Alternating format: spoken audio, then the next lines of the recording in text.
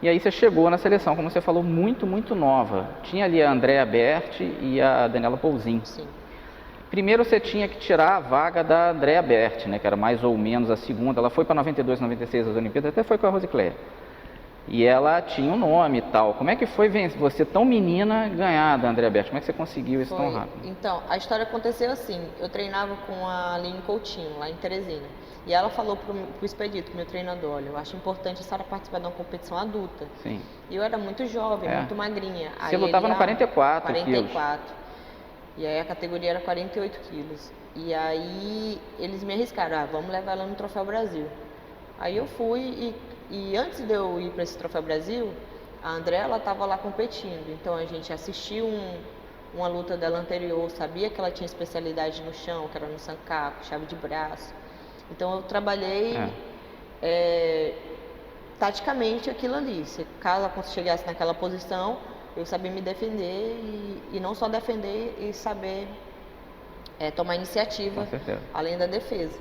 E se você pegar é porque hoje eu não tenho uma filmagem, mas se pegar a filmagem do treino que eu fiz e a competição que eu tive com a André, a luta que aconteceu, é idêntico. Sim, deu certo. Deu certo. Eu fiz o dever de casa certinho. E funcionou, porque naquela época eu tinha que vencer de uma das duas, ou da Paulzin ou da Andrea Best. E aí acho que, se eu não me engano, foi minha semifinal, foi com ela, uma coisa assim. Eu fiz a semifinal com ela e acabei vencendo por Shido, se eu não me engano, na época. Sim. Que a regra muda toda hora, a regra né? muda Inferno. Muito, Olha, pesquisar o judô antigo, você tem que se lembrar. O Shido aqui acumula, ali não. E aí eu não sei se foi nessa competição ou foi em outra, eu lutei com a Daniela Paulzin. Aí a primeira vez eu perdi e a segunda vez que eu fiz eu venci. Sim. E aí já começou a incomodar ali. Até o PAN de 2007 ainda era a Paulzin a principal. Sim, eu estava na arquibancada assistindo, eu lembro. E ela foi bem, ela foi prata ali.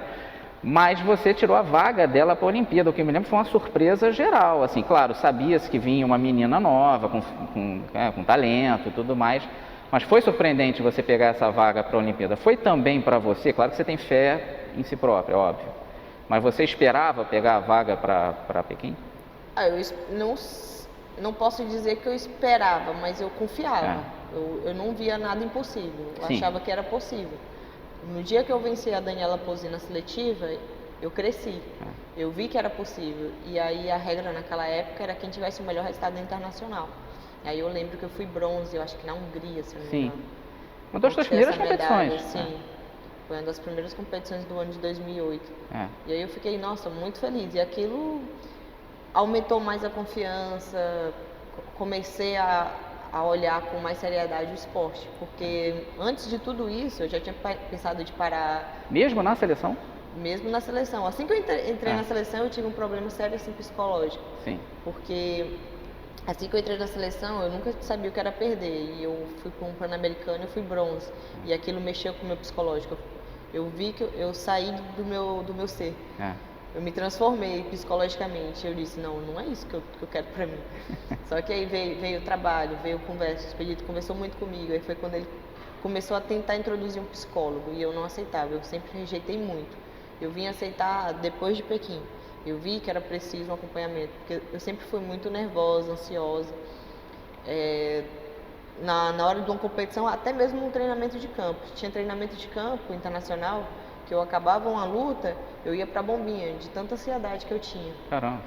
E isso eu tive que trabalhar, foi através de conversa, aí veio a psicóloga, a Luciana veio me ajudando toda essa temporada. E aí eu fui me motivando mais, eu fui parando daquela desistência, eu comecei a crescer, comecei a acreditar mais que era possível. E aí eu consegui. Isso que você falou, assim, é comum no esporte. O César Cielo, numa entrevista, ele fala que você vai crescendo, você vai pulando de nível de competição. Sim. E ele estava sempre ganhando, aí numa dessa ele passou para cima e foi 16º na competição, ficou arrasado e tal, mas não desistiu, né? Acho que o teu grande mérito foi seguir. A persistência é primordial e a cabeça tem que estar no lugar, porque se estiver fora... Ali muita gente desiste, que teria futuro. Sim, é verdade. E, assim, quem fez esse trabalho psicológico com você, então fez um trabalho muito bem feito. porque você não passa essa ansiedade na luta, você geralmente era controlada, fora um outro momento... Mas isso já vem de mim mesmo, essa Sim. parte do controle. Eu desde... De jogadora de pôquer, jovem, né? Desde Por dentro criança, você tá... por fora eu não consigo demonstrar nada, mas por dentro só eu sei o É um vulcão. quanto eu tô sentindo ou sofrendo, enfim. Eu não consigo transparecer isso. E aí você foi para Pequim. Primeiro que assim, eu imagino que deve ser deslumbrante ir para uma competição. Ainda foi uma super Olimpíada. A Olimpíada de Pequim foi caprichada em termos de tudo, né? Os chineses queriam mostrar serviço. Então já tem um deslumbramento normal de Olimpíada, ainda mais Olimpíadas macro, como foi Pequim, né? Sim. Pegou isso para você? De caramba, que mundo é esse? Muito. Nossa, tudo muito novo. Tudo muito diferente. E a tua competição é a primeira, é bom lembrar. Você sempre começa. E eu entrei muito nervosa nessa competição, muito nervosa mesmo. Eu lembro muito, eu tava em choque, eu não consegui ter muita ação. Acho que minha luta não demorou 1 minuto e meio. Você sofreu o impão da Evertinovic da Hungria. Sim. E a tua chave era enroladíssima ali. Eu me lembro quando eu olhei a chave, porque era Eva Tchernovic, você perdeu. Se você vencer, você ia pegar a Lina Dumitru, que a gente vai falar dela. Sim. E ainda depois pegaria a Ryoko Tani na semifinal, que era a principal judoca, talvez da história do judô feminino. Sim. Ela é uma das tops. Do 48, então, acho que é indiscutível. Sim, sim. E nessa Olimpíada, já que a gente, para dar um certo contexto, essa Lina Dumitru ganhou da Ryoko Tani na semifinal. Foi uma das maiores surpresas da história do judô. Né? E ela, claro, a gente vai chegar lá, ela faria a final contigo ali em 2012, né? Sim. Você viu isso, essa tal luta famosa e tal? Você conseguiu acompanhar ou uma vez que você perdeu, você...